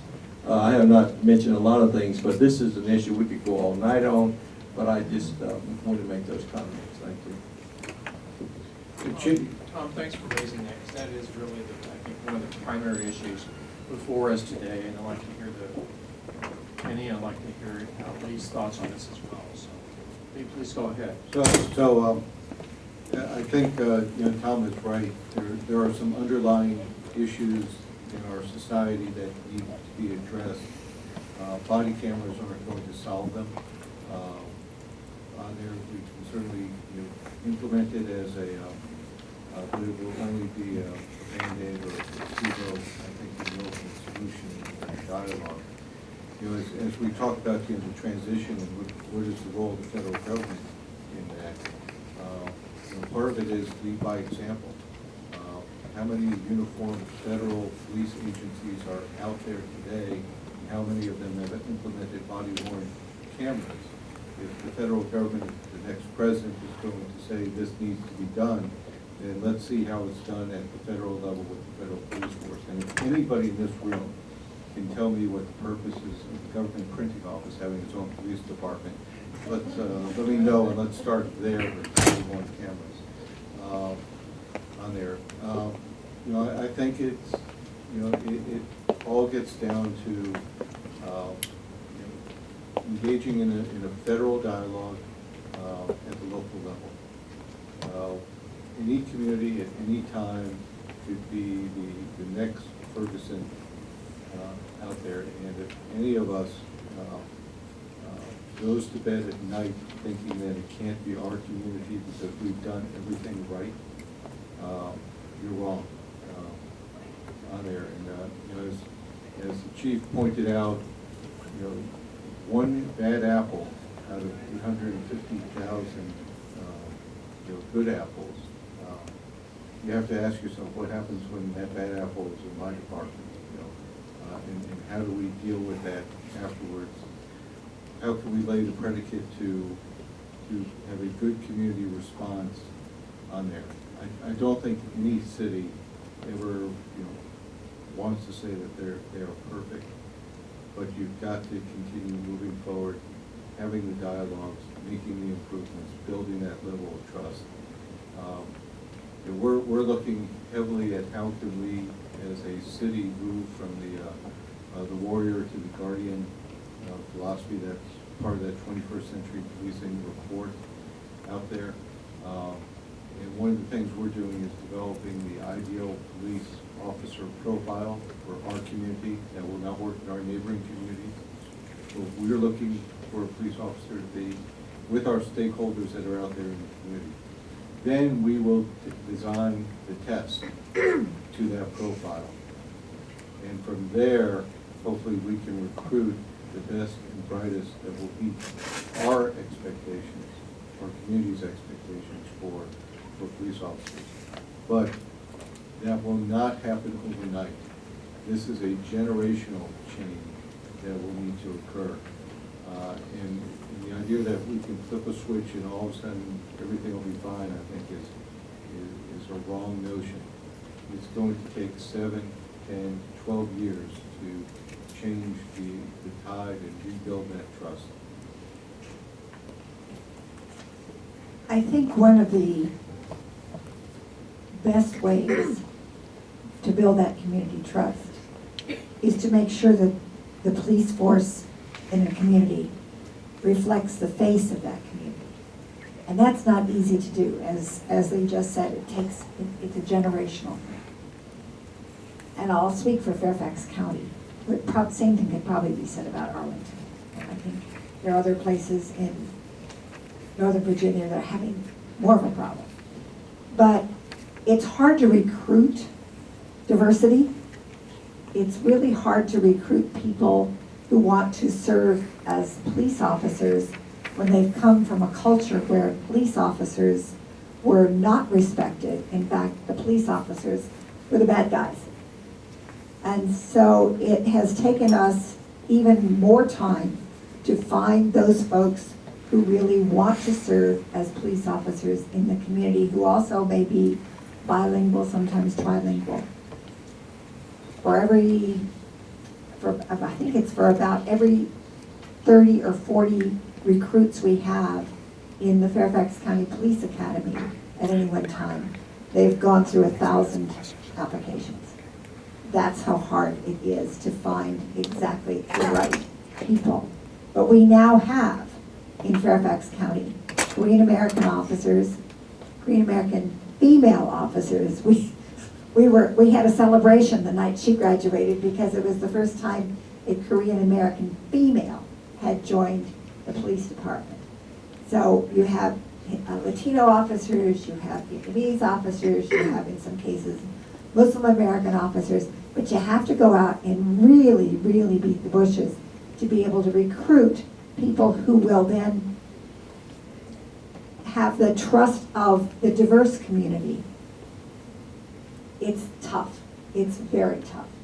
But I do think that as we mature in our policing, as we learn more about what people need, and actually do more of the good stuff rather than the bad stuff, our crime rates are going down in Northern Virginia. Aren't your crime rates going down, Chief? I know ours are. The offenses are trespassing and disorderly conduct. We had 15 homicides last year in Fairfax County in a population of 1.2 million people. That's hardly any, and most of those were domestic related. So we're really looking at dealing with our police officers having to deal with the everyday aggravations of life.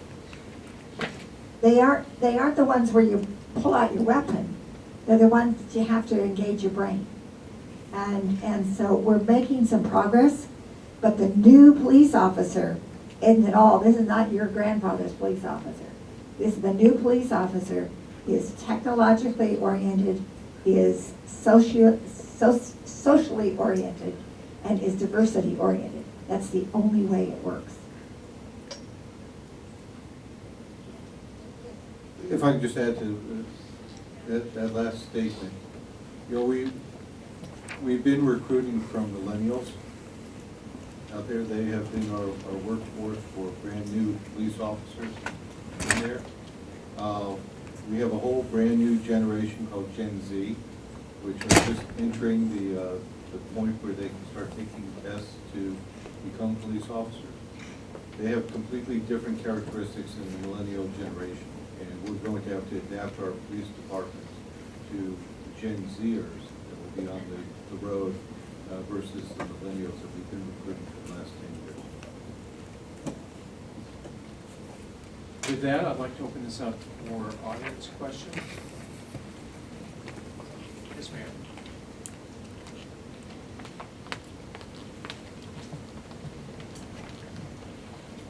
Hi, I'm an MBA student here at George Mason. I wanted to ask you, do any of you believe if policies change to make those bad apples financially accountable for their behavior rather than hiding behind the city taxpayer fund, might that be a motivating factor in lessening the need for more expensive policing methods? No. I think we focus on the bad apples, but there could be a good officer that just finds themselves in a bad situation and maybe makes the wrong decision based upon what they believe at that time. And I don't think we should ever put anybody in financial peril to perform their job. I think you will lose good talent from the talent pool if you have that policy.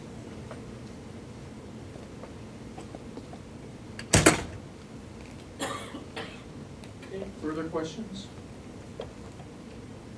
Yes, sir. Just one comment. I think part of the issue is racial profiling and the fact that some of the police work, the accusations of police officers arbitrarily selecting blacks as opposed to whites in their basic their duties and responsibilities during what they're observing. So this profiling then creates a animosity or a resistance by, let's say, some black people who are wondering why they're being pulled over or profiled, which leads to tension, which leads to perhaps aggression, which then leads to a violent act of some kind, which then leads to a death. And so training is one, obviously important, but how do you train and not racially profile it? It seems to me that would be a real challenge. So just an observation and comment. I'll take that.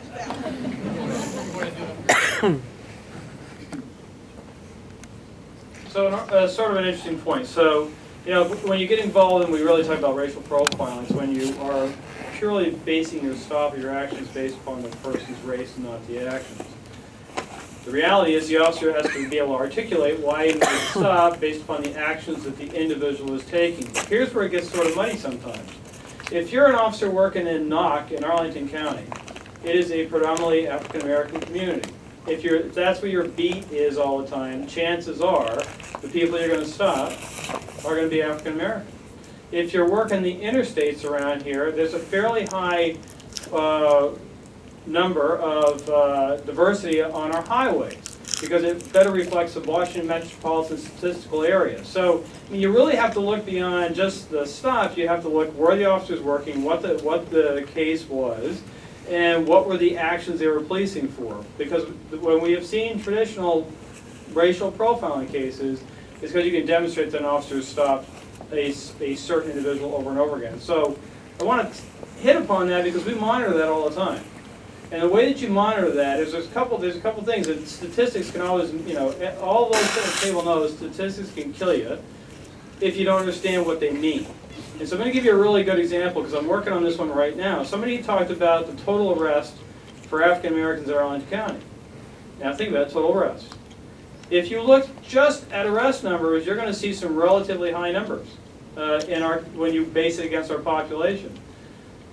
But then, here's the kicker. So you subtract out for the Pentagon City Mall, Boston Mall, and shoplifting and larcenies. And our numbers plummet. Because the reality is, that's not a discretionary stop by a police officer. An officer is responding to the mall as a result of a complaint and making an arrest. And the vast majority of our arrests that come out of Pentagon City Mall are out of DC and PG County. That's just the reality of it. And so those numbers in the population there, predominantly African American, therefore your numbers are going to be high. If you exclude for the larcenies, you'll see a really significant change. And so the best way for me to monitor an officer is look at his traffic stops. And so we track that all the time. And we take a look at an officer because that's 100% discretionary. They go out there, they make stops, they stop people over the day, and what you're looking at is you're never going to get a 1-to-1 ratio. I mean, somebody sits there and says, well, you know, the African American population in Arlington County is 18%, you know, Caucasians 74%, Asians 9%, Latinos 11%. We're never going to have exact correlations. But I can tell you that when we look at overall all our tickets and where people work, they're very consistent with the population they police. So I think it's you have to take a look at all of that when the complaint comes in. I know last year my total number of complaints for racial profiling in the county were 7. And all those ended up being as a result of being stopped, and it was because of something else. So I think it's just really important to watch how you look at the numbers. But I think also we're very fortunate in Northern Virginia, or in this metropolitan area, that we have a much more cosmopolitan area. When you go outside of the bubble that we are in here, we see much more of a divide. My sister lives in St. Louis. I talk to her about these things, and I'm just sort of stunned to hear what she has to say. So we're fortunate here that we have high levels of education, very international city, international area. But when you get further out into the provinces, if you will, you do see a significant difference from the way policing is handled here. I see a number of students out there, and since this is on local government, I just want a little bit of a plug to encourage you, if you're not employed or you're looking for a career, go to the various city or county websites, whether you live in Arlington or Northern Virginia, Fairfax. Consider local government. Consider yourself asked to local government, as even if it's just for a couple of years. Look for local government as a way to add to your career. It's where the work gets done. That would be arlingtonva. If you're interested, we are hiring. Any other questions out there? Well, we've hit the witching hour, and we will have the wrap-up and program conclusion delivered by Paul Posner, who's the chair of the board of directors of the National Academy of Public Administration. Paul, thank you for coming up.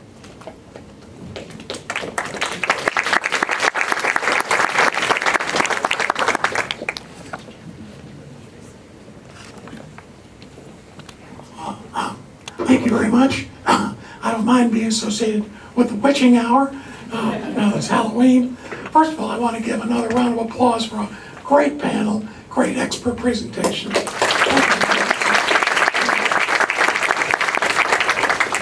I recognize I'm the last thing between you and the reception, so which is out there, but don't everybody go at once. We're really gratified by the turnout here.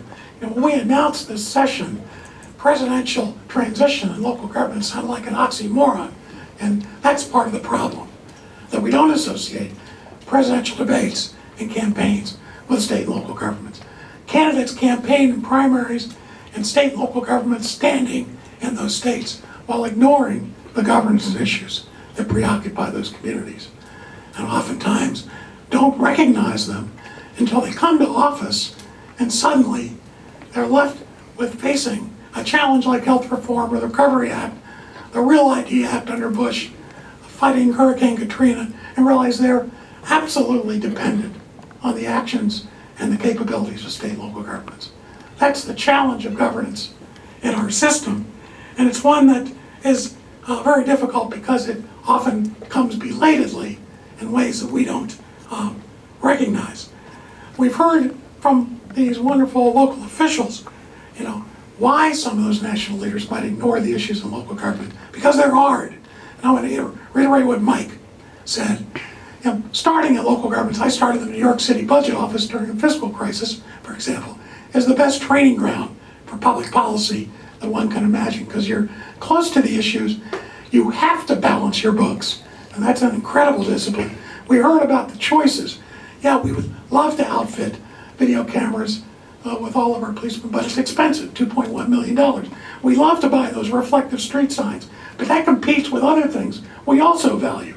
And local officials, I think, are the only officials that ultimately have to make choices between things we value equally in a low-tax society. So that's kind of the real challenge that a lot of us face. The local issues are the hardest, but they're the ones we understand the best and have the most visibility over. And I think the other thing that is important, Herb Bloch, who's a great cartoonist, used to draw these great cartoons, and he'd show people like Richard Nixon laboring under some issue or the other, and behind them stood the nuclear bomb. Nobody even recognized it. It was the elephant in the room. Well, there are a couple of elephants in the room I just want to give a shout out to here that I think stand behind some of the challenges.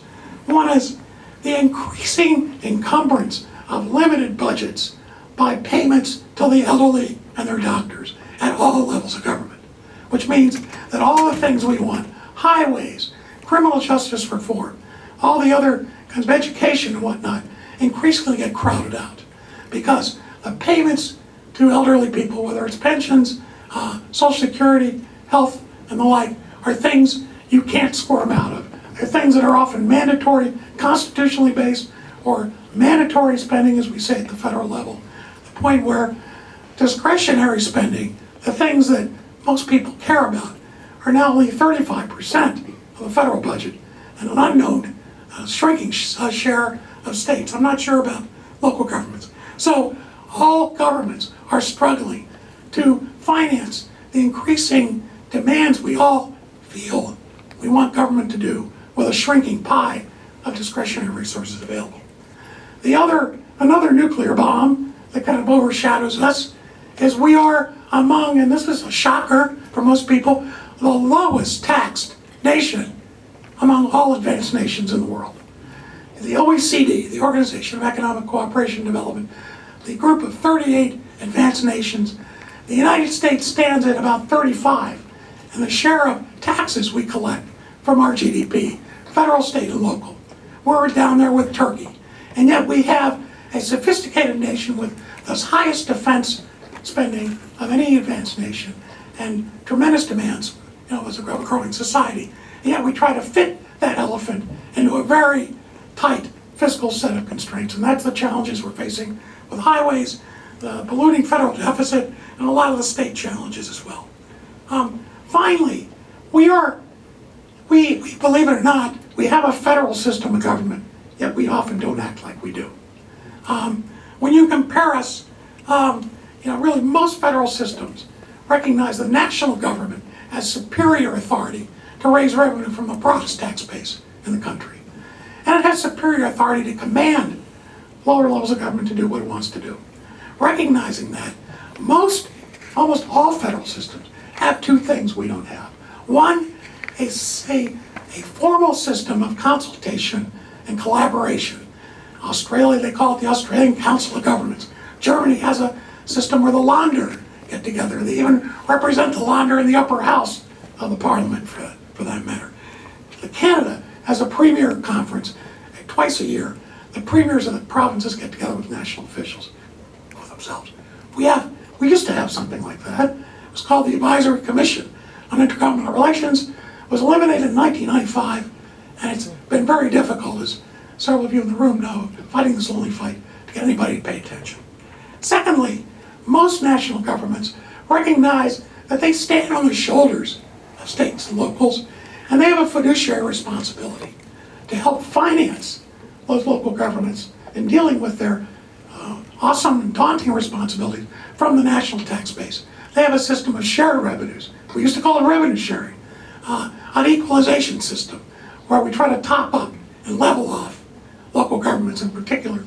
We don't have that system after revenue sharing died in the 1980s. So that's kind of, our federal system is flawed both in a comparative sense and in a historical sense.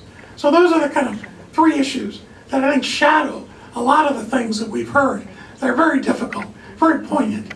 And when I see local officials struggling with them, you really earn all of our respect and commendation, for sure. I want to thank a lot of people collaborated. We talked about collaboration in this event.